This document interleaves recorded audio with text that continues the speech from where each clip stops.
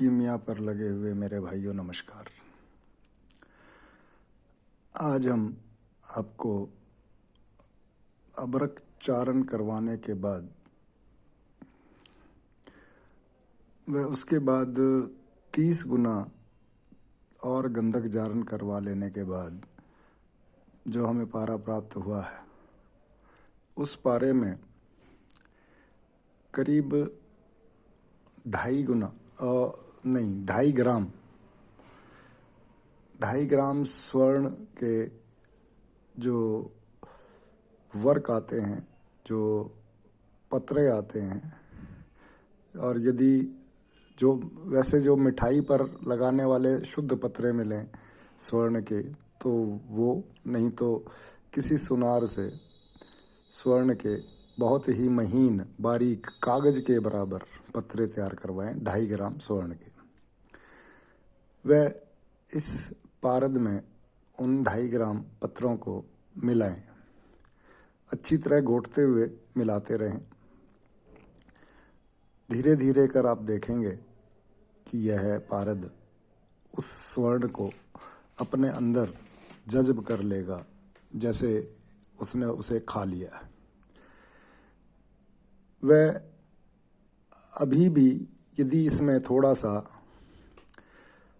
Liquid shape मौजूद है तो इसमें थोड़ा सा चांदी के पत्रे जो मिठाई पर लगते हैं, चांदी वर्क रूप में आते हैं, यह आपको किसी भी पंसारी की दुकान पे या जो बड़े किराने की दुकान है उन पर मिल जाएंगे। वह इसमें अब इतने मिलाने हैं कि यह एक गोली का रूप लेने लगे। वह चांदी के ये पत्रे और स्वर्ण के पत्रे इसमें मिलाने के बाद जब यह एक तरह से गोली का रूप लेने लगेगा तो इसे पूरी तरह से सॉलिड होने तक हम लोग इसमें चांदी के पत्रे मिलाएंगे। परंतु ध्यान रहे, हमें यह सॉलिड नहीं करना है। सॉलिड करने से मतलब तो सिर्फ इतना है कि हमें आगे के लिए इसे संभाल के रखना हो। जारण जो है, जो स्वर्ण और रजत जो जारण है, उसका अभी तो यह अमलगम तैयार हुआ है। अभी इसका जारण तो करना बाकी है। इसको मिला करके आप रख दें, वह घंटे 2 घंटे के बाद इसमें से इसको फिर खरल कर दें, घंटे 2 घंटे के बाद फिर खरल कर दें। धीरे धीरे जैसे ये इन पत्रों को अपने अंदर हजम करने लगेगा तो यह अपना लिक्विड शेप वापस आना शुरू होगा। अब यदि यह 2 दिन 4 दिन मतलब 1 हफ्ते तक आप बीच बीच में इसको मिला दें, इसको खरल कर दें, यदि यह पूरी तरह से लिक्विड शेप में नहीं आता है तो आपको इसमें फिर दोबारा से काले धतूरे के पत्तों का रस मिला करके फिर खरल करना है। वह धीरे धीरे इसकी स्थिति वही हो जाएगी जैसी ये पूर्व स्थिति में था। जैसे जैसे इसमें इन स्वर्ण और रजत के पत्रों का जारण होगा, यह अपनी पूर्व स्थिति में आ जाएगा। और यदि उसके बावजूद भी यह नहीं आता है तो हमें क्या करना है, जो त्रिफला चूर्ण आता है या त्रिफला क्वाथ ले लें, उस क्वाथ के साथ इसको घोटें। मतलब जो हमारी हजम करने की प्रक्रिया है, ठीक वही प्रक्रिया हमें इसे करवानी है। मतलब जैसे हम लोग कई बार थोड़ा ज़्यादा खाना खा लेते हैं तो हमारा पेट भारी हो जाता है, ठीक इसी प्रकार से जब हम इसे यह स्वर्ण और रजत खिलाएंगे तो ये थोड़ा सॉलिडिटी की तरफ बढ़ेगा।